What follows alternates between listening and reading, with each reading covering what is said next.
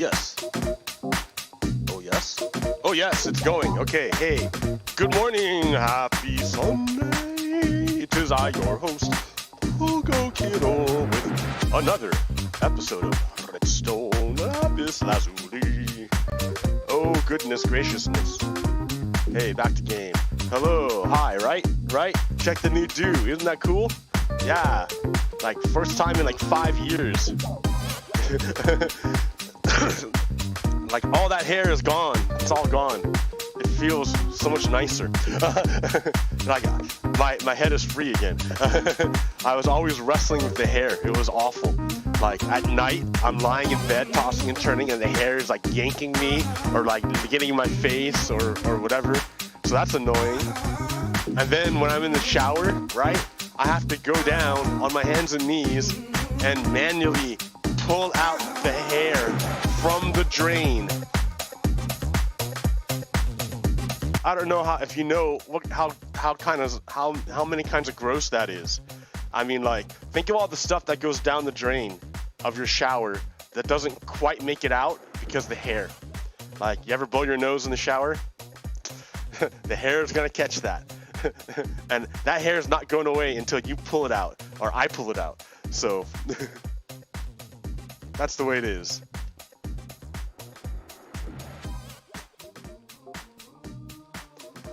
All right. So I got a haircut, and that was nice. And you know, let me tell you the story about what it was like to get a haircut. Like, it's not a big deal. I haven't had a haircut in 5 years though, right? And I've only lived in Salem for like 6 years, six or 7 years. So I'm not super familiar with where to go for like hygiene haircut stuff. So I went on the internet and I like used Google to find the nearest place. It was like some like Kathy's Hair by Kathy or whatever. I'm like, okay, I go check that out. And I show up, it's like down the street, and it's like a woman's hair salon. All right. And so I'm all like, well, I do have long hair, and this is the teens? Oh no, the 20s. We're in the 2020s now, right? So gender ought not to matter. However, I still feel a bit odd going into a woman's hair salon just to get a haircut. So I'm like, I asked Google, okay, instead of saying nearest like place to get a haircut, I'll ask, where's the nearest barber shop? And that's when I got a barber shop that I went to. And it wasn't a hair salon, it was a barber shop. Ah, gendered. So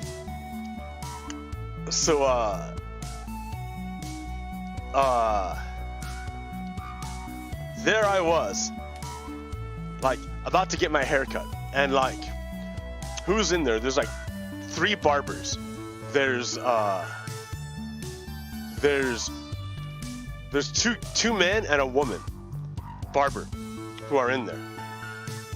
And I go in there, and I have this weird thing. Like, if you look at my face, I have this weird thing.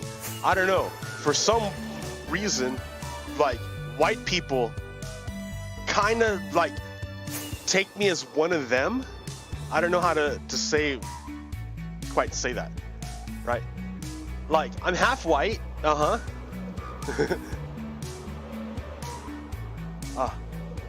I'm also aware of white supremacy. And my other half is Filipino, Asian.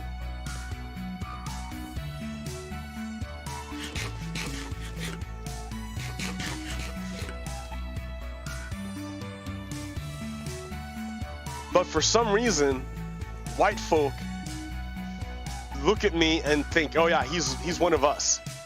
And so they'll talk to me. I mean, not all white people. I'm not talking about all white people. I'm talking about like a certain group of white people who are very concerned with keeping up appearances.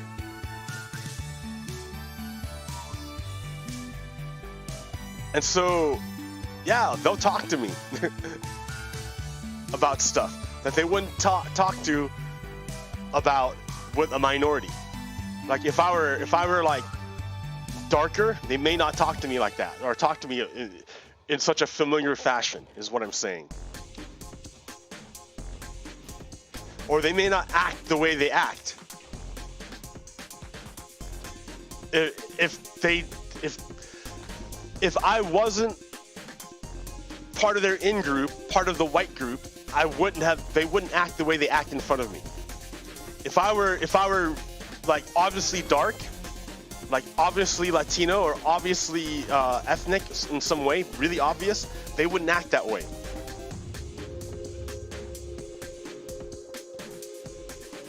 So the problem is that like there's not a whole lot of half white, half Asian people out there in America, at least not where I live.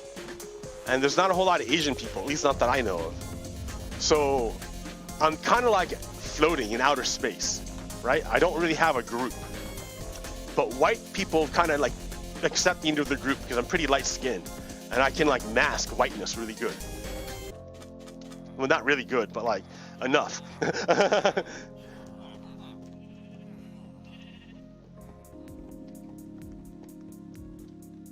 Enough to get by.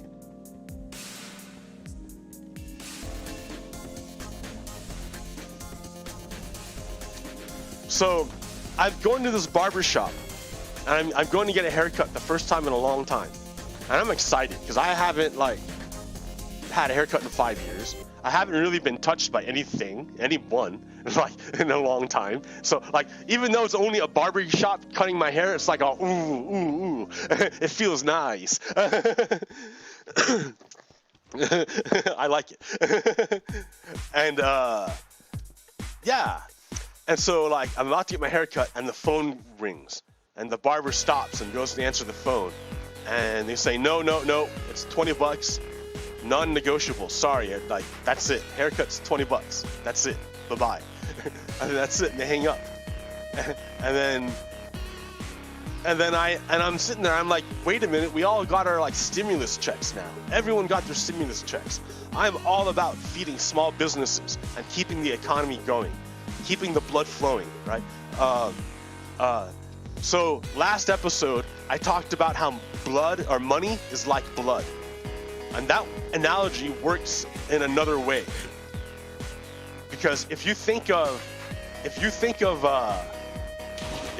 money as blood, and you think of the way it circulates, the function that money serves is the same function that blood serves in terms of circulation.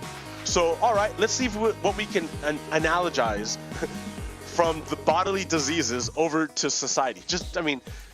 It's not the same thing, so it's not a one-to-one comparison. It's not always correct or even true or anything, but it's a fun little exercise to see what can match and what does match. All right, so I look and I'm like, what's a disease regarding circulation? Diabetes. Diabetes is a huge problem in the United States for a number of reasons. It's a disease primarily of poverty,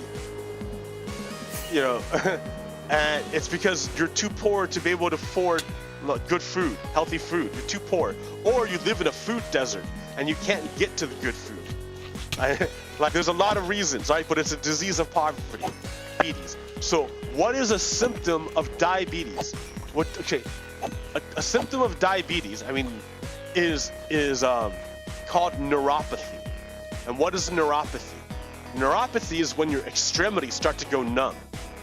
And what happens is the nerves in your extremities die.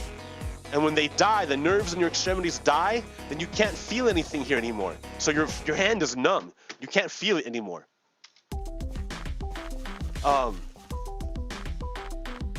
And why does the nerve die? Because the blood, when you get diabetes really bad, your arteries get like more and more constricted, and your blood vessels get more and more constricted. And it gets to the point where on your fingertips, the little tiny blood vessels are like pinched off to like nothingness. And so the blood stops flowing. It's not able to flow all the way to the fingertips It can't make it. The blood can't make it in the body of a person with really bad diabetes. So the nerve, because it's not getting enough blood, starts to die. And the fingertip, if you cut your fingertip when you have neuropathy, because there's no blood flow, it doesn't heal. If it doesn't heal, it gets infected. And then it starts to necrose. What that's called is when it turns black. That's called gangrene. When it starts literally rotting on your body. It's on your body and it's rotting off. Why is this happening? All because the blood never made it because of neuropathy. So if you think of money like blood, think of the way that money doesn't make it to the people who need it the most. You want to push it out as far as you can to the very, very extremities, to the very poorest people. So to the homeless person, yes, you want to give it to them. To children, yes, you want to give it to them. To elderly, yes, you want to give it to them. To the impoverished, yes, you want to give it to them. You want to push that money out. If you give it to a rich person, where does it go? Into a stock or into a hedge fund or somehow out of circulation. It doesn't flow in the body.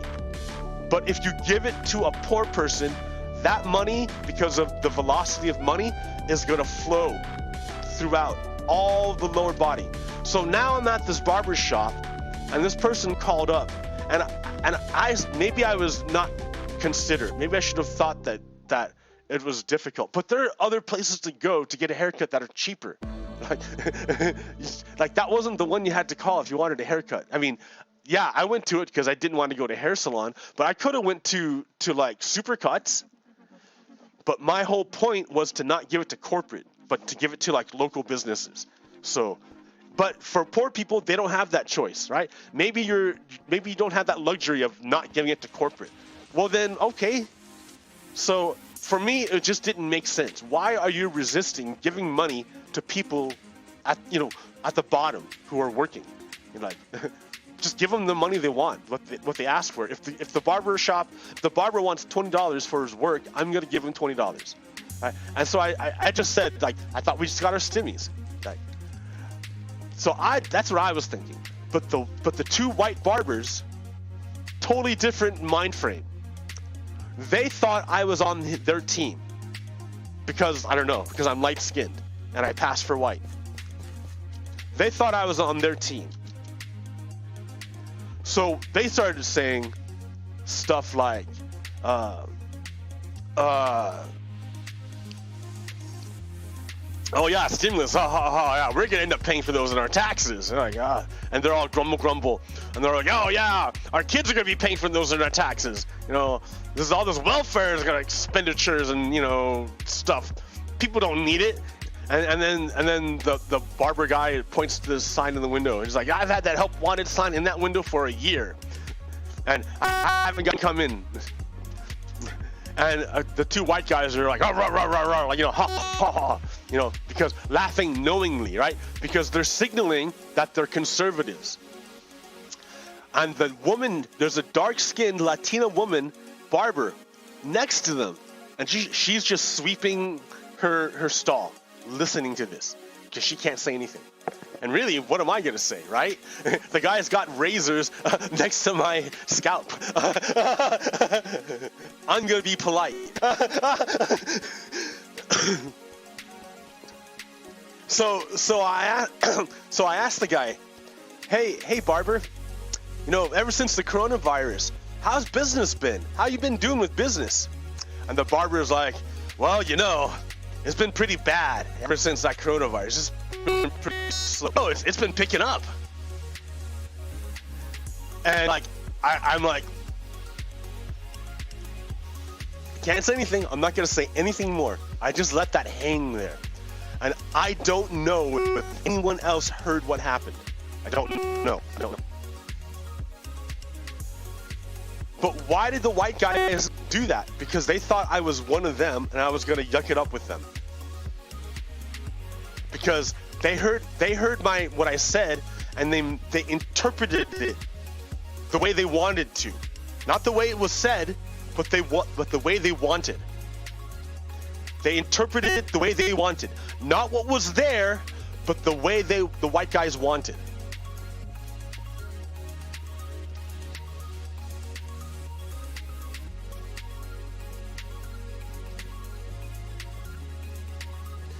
What happened?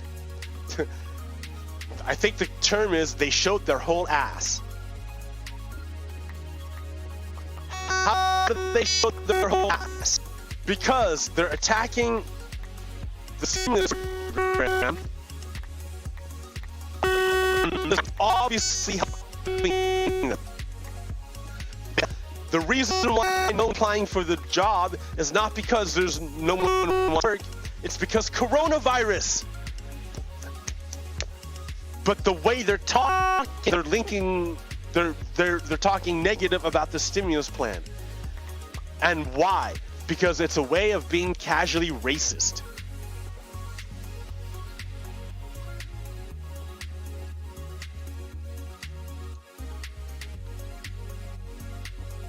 So that was one story.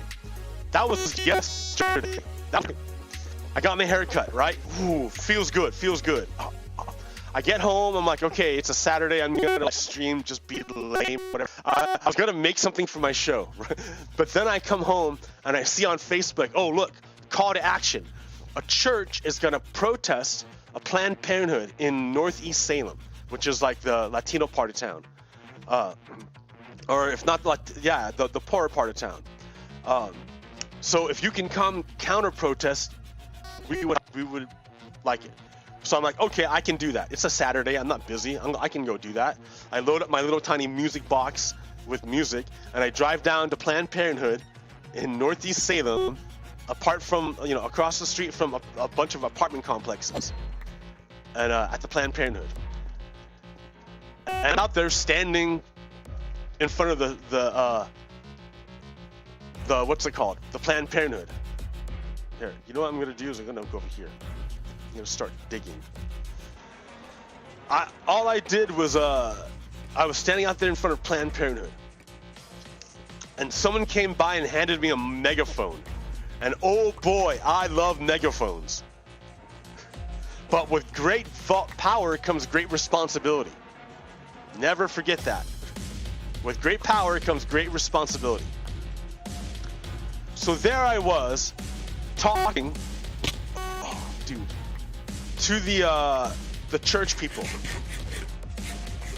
and telling them that they're not following Jesus, but they're following a white idol, because Jesus never talked about abortions. In fact, Jesus was friends with all the prostitutes and all the women of ill repute. He was friends with all of them. Jesus protected them. I told them the story about when the religious people took the woman of ill repute and put her in front of public, and they all got rocks, and they were all gonna throw rocks at this woman of ill repute. And Jesus came out and said, hey, crowd, chill out, wait a minute. If any of you people never, ever sinned, if any of you people are perfect, you go ahead and throw the first rock. The perfect person, you guys throw the first rock. All right. And I told them that story. And then I told the church group that was there to protest Planned Parenthood, I told them, look, you guys, you are the religious people throwing rocks at poor women. Who does Planned Parenthood serve? It serves the poorest women. If you're not a poor woman, you don't go to Planned Parenthood. You go to your healthcare provider. You go to your insurance. You go to your HMO, your doctor, whatever, your gynecologist, whatever. That's where you go. But if you don't have insurance, if you're poor, if you're marginalized, like if you don't have access to standard American healthcare, Planned Parenthood is where you go. It helps poorest women. So for this church group to protest an organization that helps the poorest women just blows my mind. And I told them that over and over and over again. That was the way I protested. Other people showed up and they had their own way of protesting. The way they did it was they had a big truck with a good sound system. And in this wisdom, play that was sexually tinged. Awesome, no problem, right? That's hilarious. That's funny.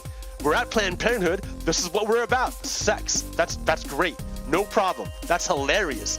That's like astutely ironic. I dig it. I dig it. I like it. I like it. Right? The sex, the playing of porno sound effects during. Yeah, that was great. I thought that was a fantastic idea. But then things started turning. The little counter-protest group, the little group I was with, they started picking out kids, not the adults, but the kids that they wanted to attack. They wanted to target. They wanted to like name call or whatever. You know, whatever it was not to help the kid. It was to target the kids for bad. And at that point, I'm like, yeah, I don't know about this, guys. You probably ought not to do that. You probably ought not to target children with negativity. You can tell them the truth. You can target them and tell them the truth, but don't target them for negativity. They're kids. And then the group was like, grumble. Okay. So then what else happened? So then the group, I don't know what it was with them. Maybe they weren't content with focusing their negativity toward the adults of a church group that came to protest Planned Parenthood. But they started harassing random cars driving by. I don't know the full details because I was busy. I don't supervise them, right? I was busy doing my own thing and, allowing them to do their own thing, right? We're all free. We all do our own thing. Like, I'll protect children, but like, otherwise, do your own thing. Unbeknownst to me, they're harassing random cars driving by. I don't know what started it. I don't know how it happened. But at some point, there's a Latino guy in a car with his girlfriend, and they're talking crap back and forth to each other. And I hear somebody on our side say, "Where do you live?" To insinuate something that we're gonna come get you. And I'm like, what? And then the guy, because I understand the way patriarchy and male posturing works. I understand how it works. And this guy's masculinity is being threatened in front of his girlfriend by a bunch of white kids. And he's Latino in a Latino neighborhood. And a bunch of white kids from another part of town came into his part of town and talked crap at him in front of his girlfriend. So of course, he's gonna like. No, I'm not saying it's right. I'm saying that's what's gonna happen. And so he gives them an address, and then so the kids, who the counter protesters, who supposedly I don't know what happened, said, okay, we're gonna go to your address and get you. And then so I'm like, oh my god. And then so the Latino kid, not to be outdone again, right, goes into his car, comes back out, and shows a Glock. He's like, what's up? And I'm like, hands up, don't shoot. What the hell, dude? What the hell? I came to protest a church group protesting Planned Parenthood. I am not involved in shit talk between a bunch of white kids and a Latino kid, like with a gun. What's going on? What? I'm not here to supervise you, but you're not here to get me killed. Oh. It had nothing to do with anything we were doing.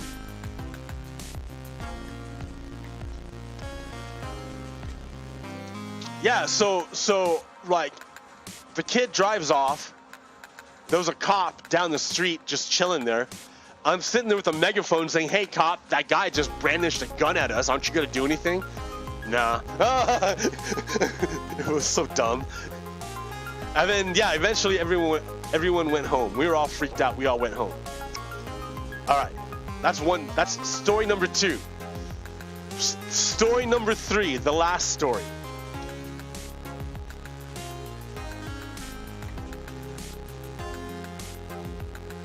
I'm at home, and we're doing our Facebook thing, right? And someone on their own page asks, a mutual friend, right? Asks, like, yo, what happened down there?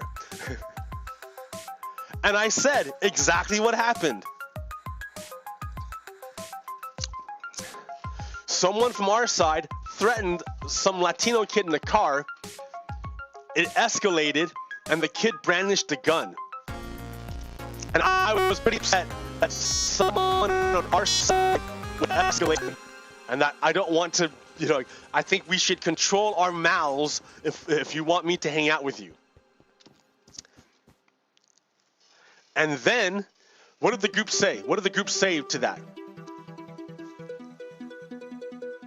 You shouldn't peace police me. You shouldn't tell me not to attack children.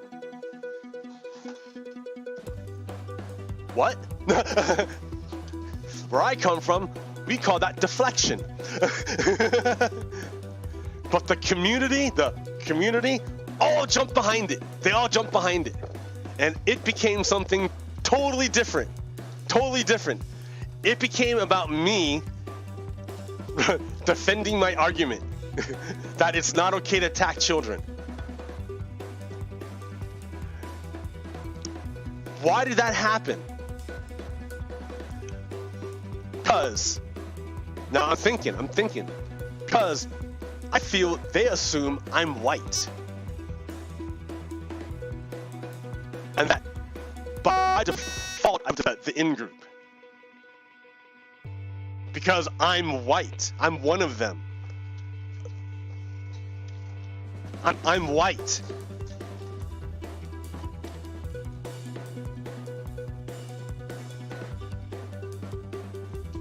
So for the next 3-4 hours, I had a slew of people attack me for all sorts of things.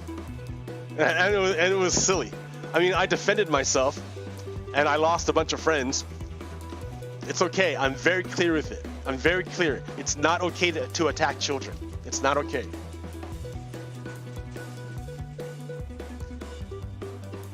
So in sociology, this is known as, there are mores and folkways in sociology.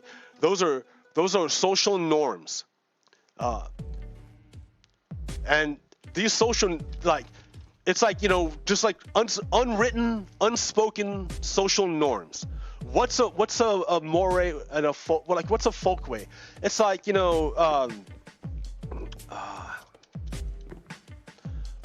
stepping aside when someone wants to and saying excuse me or whatever. Like the etiquette when trying to pass by someone.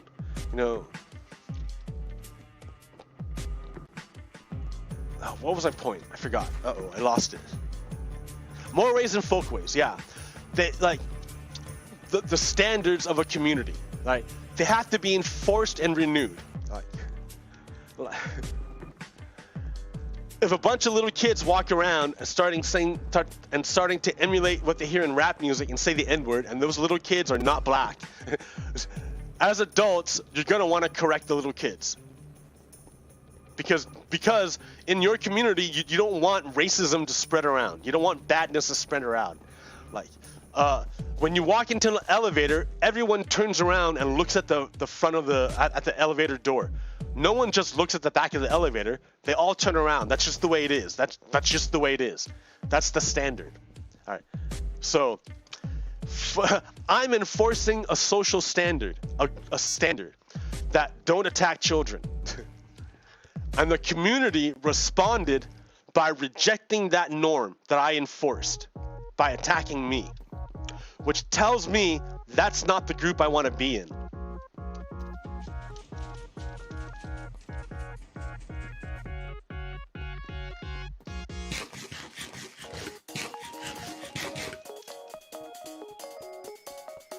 And it's not just that they're attacking children. This lack of judgment can be seen in the fact that they also attacked random passerbyers and escalated it to the point where there was brandishing and could have got someone killed, someone who was not even involved, totally innocent, who had nothing to do with it. For what reason? Was it to protect women? To protect women's rights? No. It was to shit talk. So, yeah, I lost friends over this. Good. They're the right friends to lose.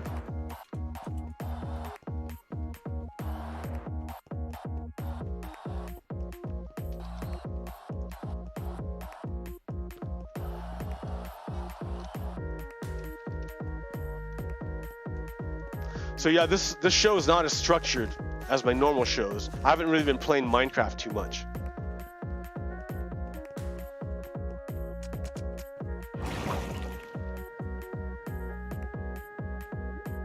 But I have a few things you can look at.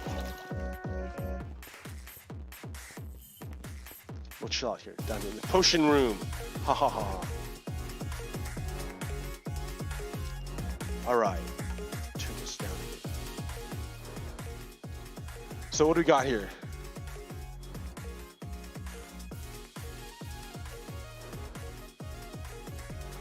Benefits. Here's the COVID Act, right? Here's what everyone got. Here's what we're dealing with.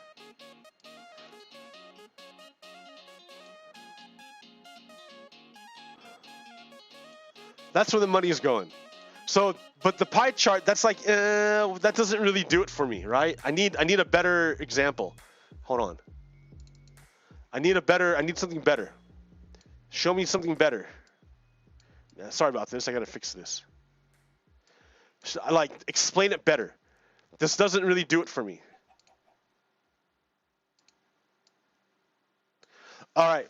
So we got 1,400 in checks. That's $424 billion.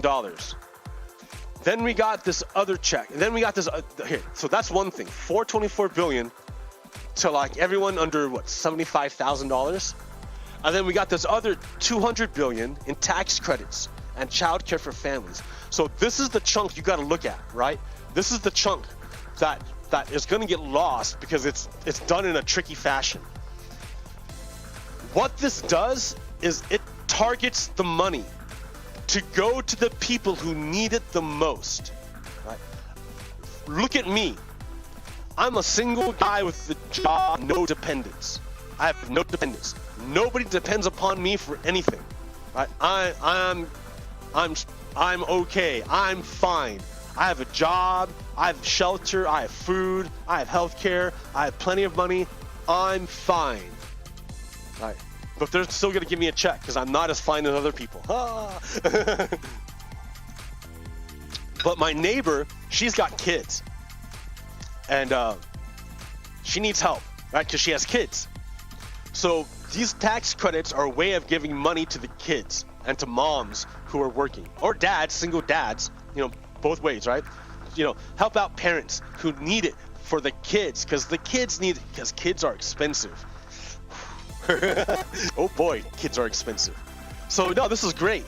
So what does this do? What does the net effect of targeting that benefit? You show exactly where the benefits go.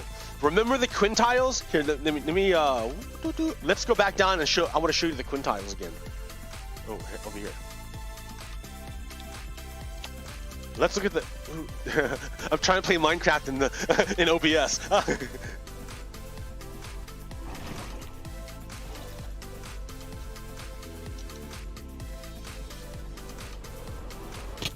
Oh my God, that almost killed me. What? Wow. Okay. Quintiles. So we have the quintiles, the wealth quintiles under USA distribution of wealth as of 2016. The lowest quintile has nothing, no wealth, nothing. So you look at on our COVID aid, right? Oh crap. Come on, work with me. Ah! Stop it! I really got it. That's got to be my next project, is cleaning up this underground to stop all the slime. All right. Look at, oh crap. Okay. Okay. Let's look here. distribution of federal tax change in the American Rescue Plan and Tax Cut and Jobs Act. So we're gonna compare the tax plan 2018 that Republicans passed with their trifecta of power, and we're gonna compare it to what the Democrats passed with their trifecta of power. You know, the American Rescue Plan. So the dark blue is the Republican tax plan, and the light blue is the Democrat plan. So the benefits, if you're the lowest quintile, right? If you have nothing, 20% of this pie chart goes to you to help you. 20% of the money goes to the lowest, poorest 20%. That's huge. That's a huge chunk of money to the lowest 20%. And then the next lowest 20%, it goes down to like 8%. And then as you get better off, it goes down. The benefit goes down. When you get to the top quintile, the best off people, let's look at that. Oh man, this is so funny. When you come over here to the best off people, the top quintile, the top with 18, they get like nothing. They get nothing. Say them again. Ah, man. Okay. They get the top quintile gets like nothing. Now, in contrast, the Tax Cut and Jobs Act, the Republican plan, the lowest quintile, the poorest people got like no benefit from the great power that the Republicans used to pass the tax cut for the richest. But if you're the richest people, all the benefit went to you. Look at the richest people. They got all the benefit. So remember what that looks like? So if you're the poorest people, the lowest in quintile, you got the least benefit from the Republican tax plan. But if you're a billionaire, you got the most benefit from the Republican tax plan. So when you want to talk about the distribution of wealth, Democrats took money from up here and put it down here.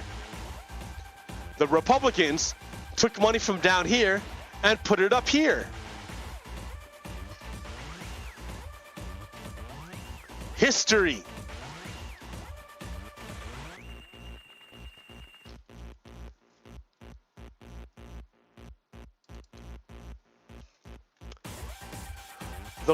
Sort of remarkable.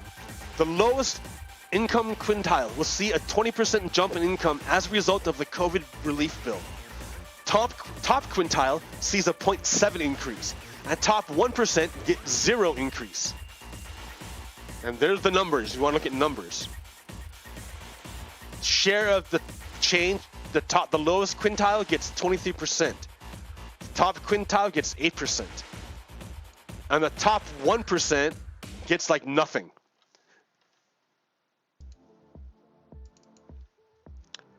It's that same one. We just looked at that one.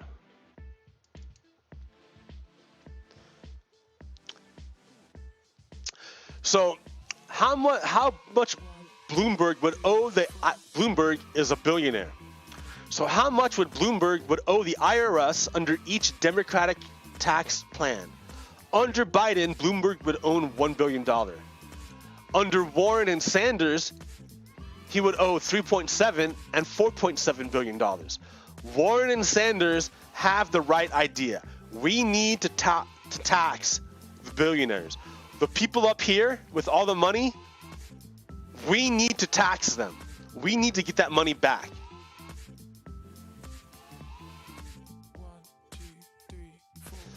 What else do I got here? So if you look at this, this is an interesting, this graph shows an interesting correlation. What is the source? I don't know the source. So I have to go look for it, I have to go look for it. But I've seen this graph before. I don't have a source for it. But it shows you the share of income going to the top 10% going up, as union membership goes down. And I know history, and this graph bears out what I know of history. So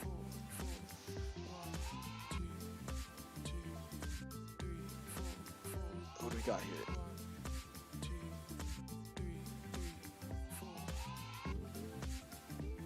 What's this? Oh, this is harsh. Hospice is when your loved one has turned into a fish. They will not turn back.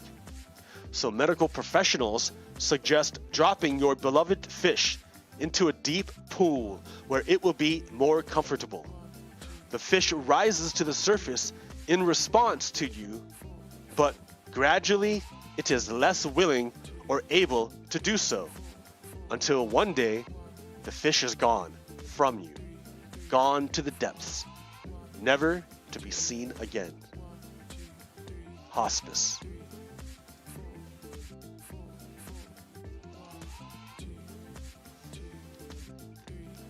Black people in Minneapolis as a share of population, 19%. Black people in Minneapolis as a share of police officers, 9%. Black people in Minneapolis as a share of subjects of police use of force, 50%. They're a tiny percent of the population of Minneapolis. They're even smaller percentage of the percentage of police officers, but they're the majority of the subjects of police force. White supremacy. Abolish the police.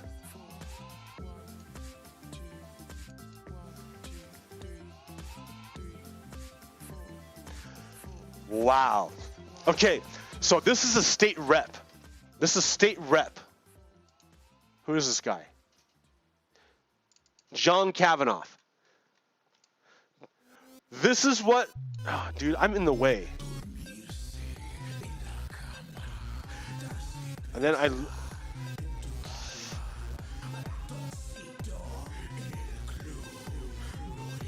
Okay, good enough. All right. This is what John Kavanaugh, a GOP member of Arizona's House of Representatives, told CNN about voting. So this is a House representative. This is a Republican. Ah, dude, not this one. Listen, watch. There's a fundamental difference between Democrats and Republicans, Kavanaugh said. Democrats value as many people as possible voting, and they're willing to risk fraud. Republicans are more concerned about fraud, so we don't mind putting security measures in that won't let everybody vote. But everybody shouldn't be voting. Not everybody wants to vote. And if somebody is uninterested in voting, that probably means that they're totally uninformed on the issues, Kavanaugh said. Quantity is important, but we have to look at the quality of votes as well. Oh, what? So let's break this down, right? Maybe I should like hit. Yeah, I'm gonna break this down. This one we're gonna break down bit by bit.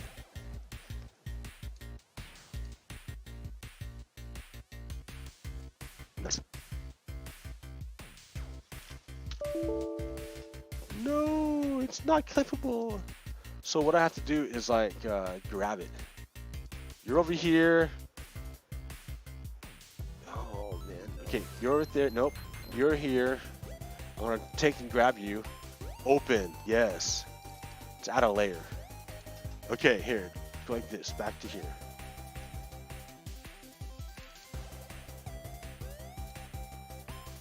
All right, here. Let's zoom in here. So there's a fundamental difference between Democrats and Republicans. Yes, there's a fundamental difference. Yes, I agree. Here, there's a better way of doing this.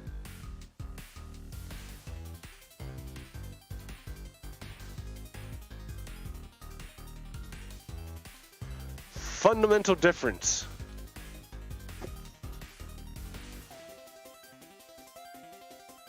Dude, maybe not between Democrats and Republicans. Democrats value voting.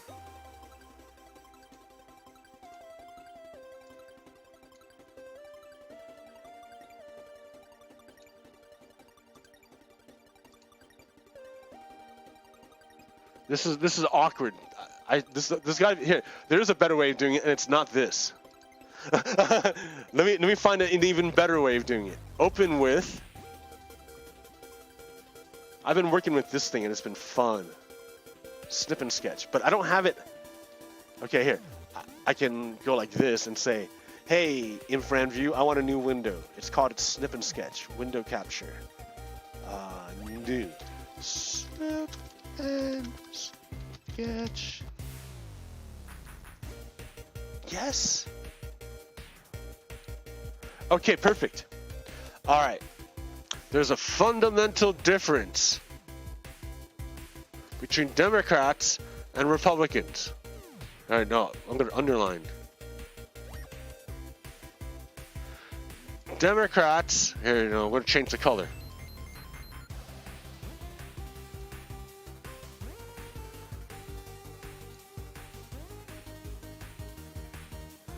Democrats value voting.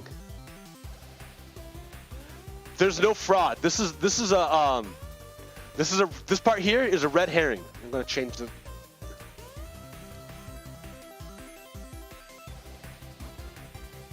That's a red herring. There's no fraud. That's a lie. There's no fraud. How can you be willing to risk fraud if there's no fraud? So the thing is that he's saying that Democrats want people voting, but that's it, right? Because there's no fraud. That's all he's saying. Democrats want people voting. Yes. Okay. Republicans, and switch back to red. Republicans are more there's no fraud. So you have to remember, when Republicans say fraud, they're not talking about fraud. What they're talking about are the wrong people voting. So Republicans are white supremacists, and white supremacists don't feel that minorities have a legitimate say in government, because that would mean minorities are equal to white people, and that doesn't work under white supremacy. So according to white people, white supremacy, any minority voting is automatically fraud. Any minority voting is fraud. It doesn't matter if they're legally entitled to. By virtue of them being a minority and not white, and them voting, they're fraud. Because white supremacy. So you can't reason with these people, right? But this guy is showing the term that I learned this term like yesterday. This guy is showing his whole ass. Kavanaugh is showing his whole ass right here. He's telling everyone, Democrats want people to vote, but I only want white people to vote. That's what he's saying here. Because quality means only white people. Because there's no fraud. Fraud is a code term he uses for minorities voting. Don't save this.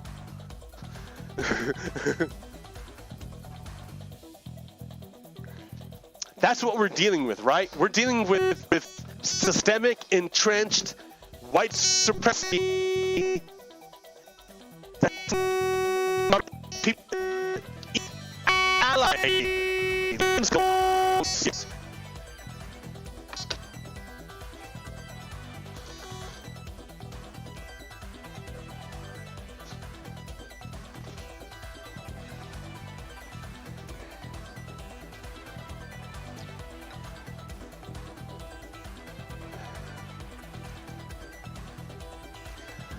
So the border crisis.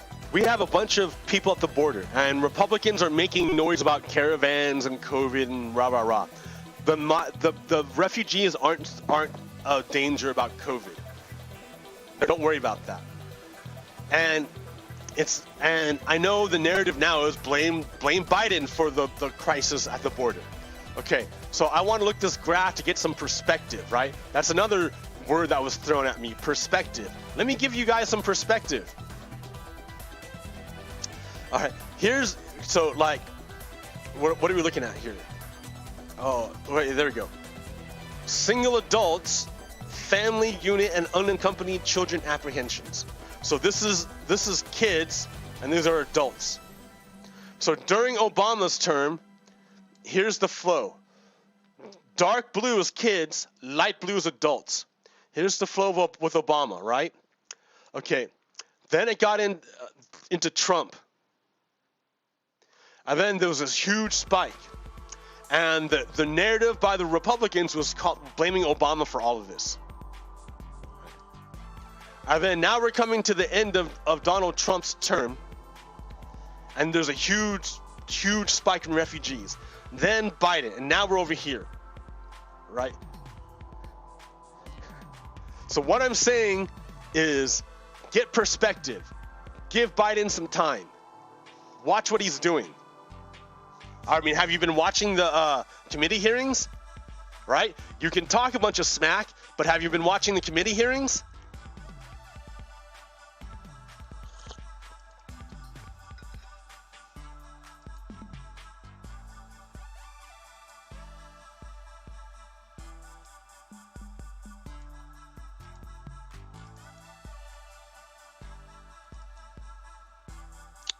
Bitcoin. I think Bitcoin is stupid. Bitcoin, you're basically burning electricity for a video game.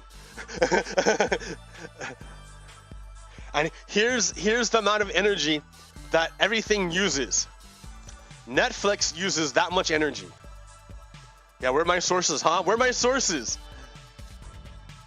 Apple, Facebook, Microsoft, Google, all electric vehicles annually uses that much electricity. Lower Bitcoin bound uses that much. Currently, it uses that much. When Bitcoin is worth a lot of money, it uses this much of the energy. It uses a shit ton of energy to do nothing but play a video game.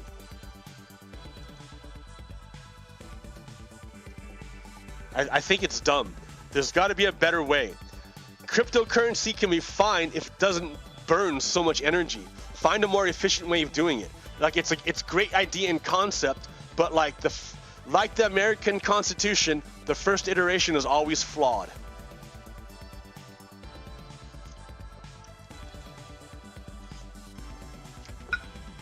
Here's a more fair timeline of immigration.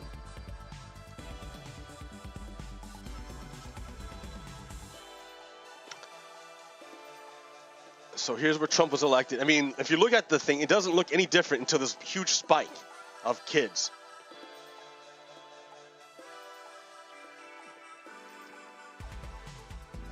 All right. Oh, what else?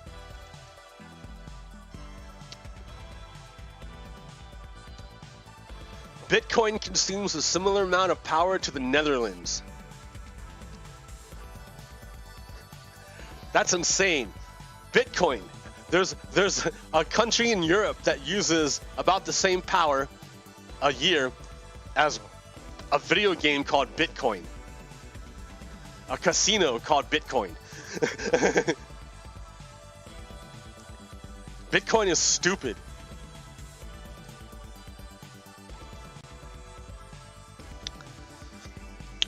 England. The first Reclaim the Night March took place in Leeds in 1977. The Leeds March attracted 60 women who marched up North Street. The marchers were in part a response to the Yorkshire Ripper murderers, and the police response, which told women to stay out of public spaces after dark. Women carried signs such as "No curfew on women, curfew on men." It was organized by the Leeds Revolutionary Feminist Group. That's right. How is it, or why is it, that women are the ones who have to have their freedoms restricted due to the inability for men to control their behaviors? Why is that the case? Why do women have to control what they wear? Because men aren't able to handle themselves.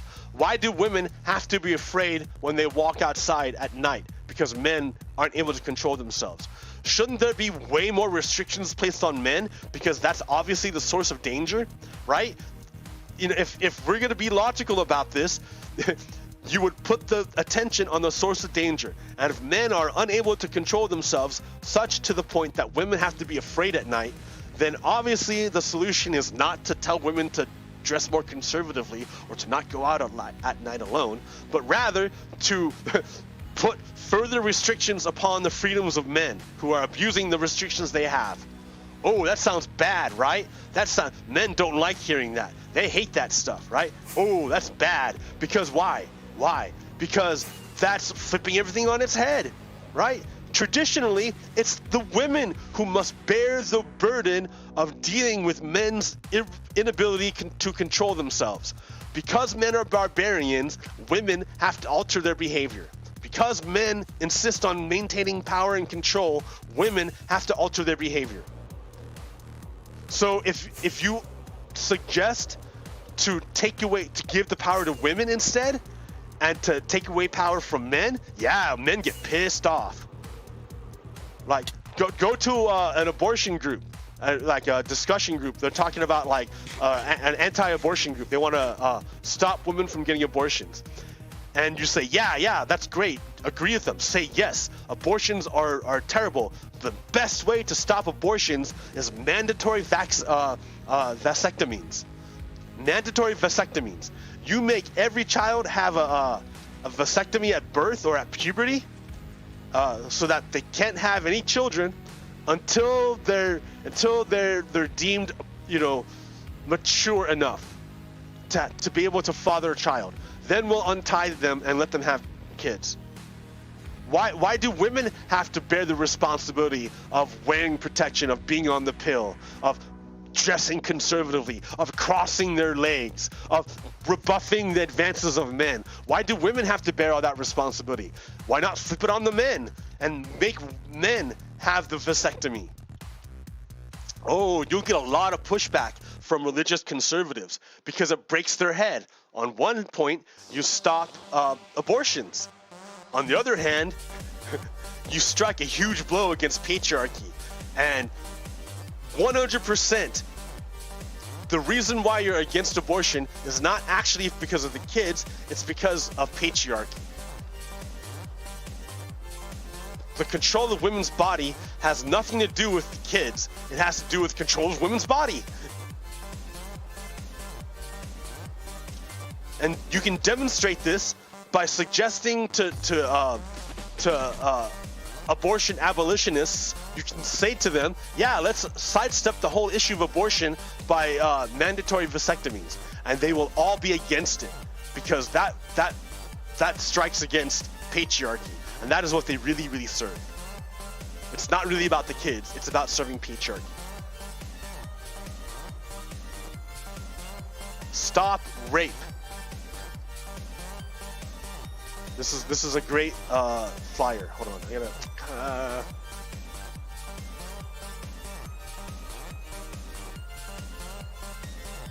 Stop rape. Top 10 ways to end rape. Number 1, don't put drugs in women's drinks. Number 2, when you see a woman walking by herself, leave her alone. Number 3, if you pull over to help a woman whose car has broken down, remember, don't rape her. Oh, crap. No, not the oh crap, don't rape her, but like I'm getting attacked by slime. They're like, what do you mean don't rape her? I mean don't rape her. Okay. If you are in a lift and a woman gets in, don't rape her. Number 5, never creep into a woman's home through an unlocked door or window, or spring out at her from between parked cars, or rape her. Never do that.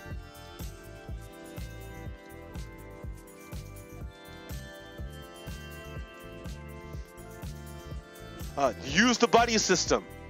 If you are not able to stop yourself from assaulting people, ask a friend to stay with you while you are in public. Don't forget, it's not sex with someone who's asleep or unconscious, it's rape. Carry a whistle.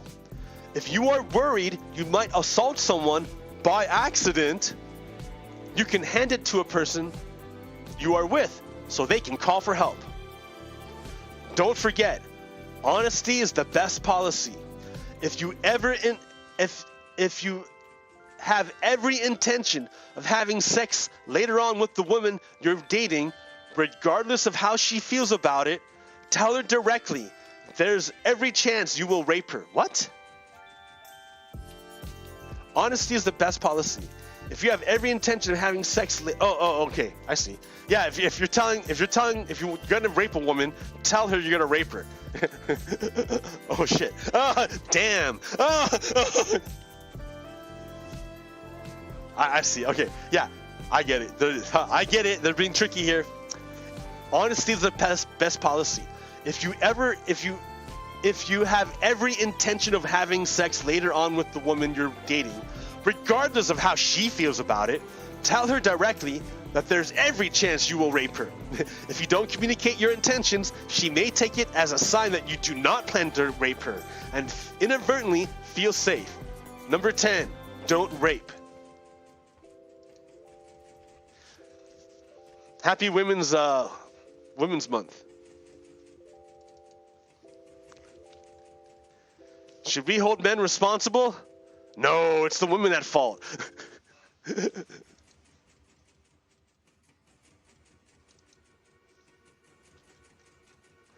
Women in my area have been advised not to go out alone while Sarah Everard's disappearance is investigated. How about we urge men not to go out instead? Say a curfew at nightfall. Perhaps we'd see more done about street safety if it were men losing their freedoms, not women.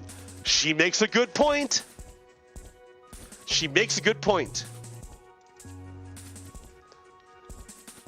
House Republicans, led by Marjorie Taylor Greene, are attempting to block COVID relief for the American people by ending all business in the House for the day. It is 9:24 a.m. That's right. Marjorie Taylor Greene and the Republicans, what they're trying to do is kill time. They want to stop. They want to kill as much time as possible from the Dems, so they don't have a trifecta anymore. The election comes up. So one way they waste time is they insist on a roll call, just to waste time, just to be jerks about it. Or they'll say oh, we just started work. Let's take a vote on if we want to leave work. That vote would take 2 hours. It's so dumb. But that's how Republicans are, because they're not actually pro-American. They're enemies of the United States. Remember, John Kavanaugh showed his whole ass.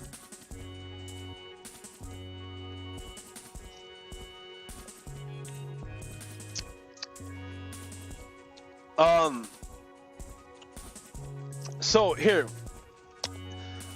you guys, this really is an international thing. Right-wing fascism is rising all over the world. The institutions of democracy are under attack all over the world.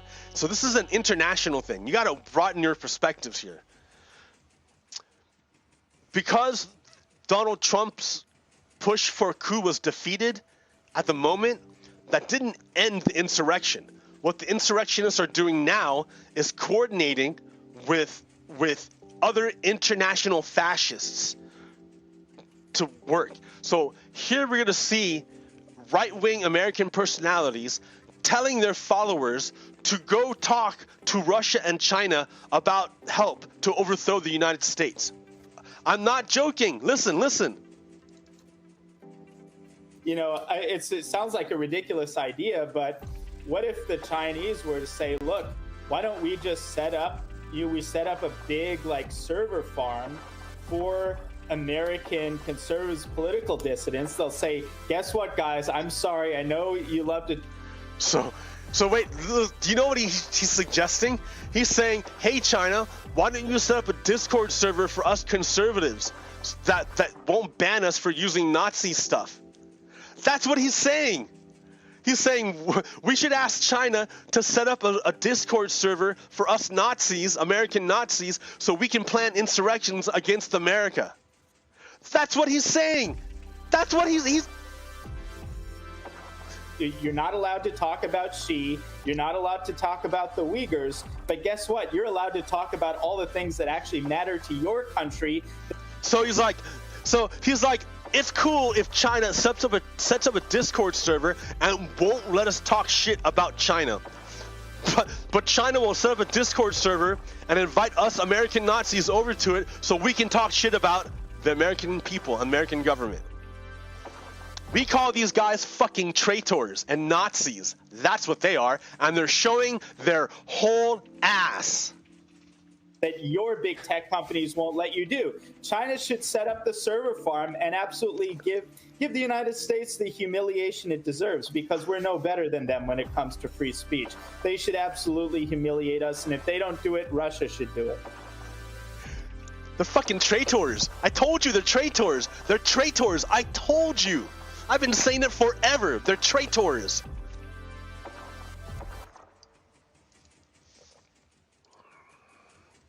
Yeah, dude, they're Nazis. They fully intend to overthrow our government. Republicans are on board with these guys. They fully intend to overthrow the United States.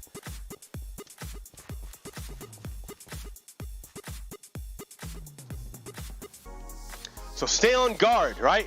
Because we're doing pretty good, right? I gotta hand it to Biden for the moment, right? Everyone wants to talk shit about Biden, but I think he's doing all right for the moment. Like, I'm gonna give him like his 100 days, and then do an assessment. Although I'm seeing problems on the horizon in regards to Manchin and Cinema. That's her name, Cinema. They're Nazis, and they infiltrated the Democratic Party. Like, especially Cinema, dude. I heard Cinema. You know how it was Kristen Cinema did her thumbs down thing, and when she did that, she touched Mitch McConnell. She touched Mitch McConnell to get his attention, to show Mitch McConnell. She was shown out for Mitch McConnell. Hey, Mitch McConnell, look at me dump on the Democrats. Look how cool I am. Don't you like me, Mitch McConnell? She's a Arizona voters should look into recalling Kristen Cinema. Because that woman is obviously not on our team.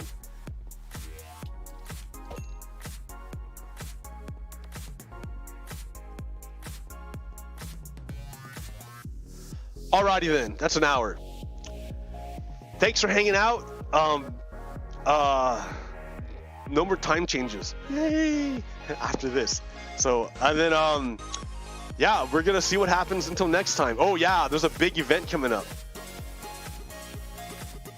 I don't have it here, but there's a big event coming up on the 28th, I think. Sometime around there. It's gonna happen at the Capitol. So stay tuned. I'll see if I can get video. All right, I'll catch you guys next time. Peace. Poco Kiro out.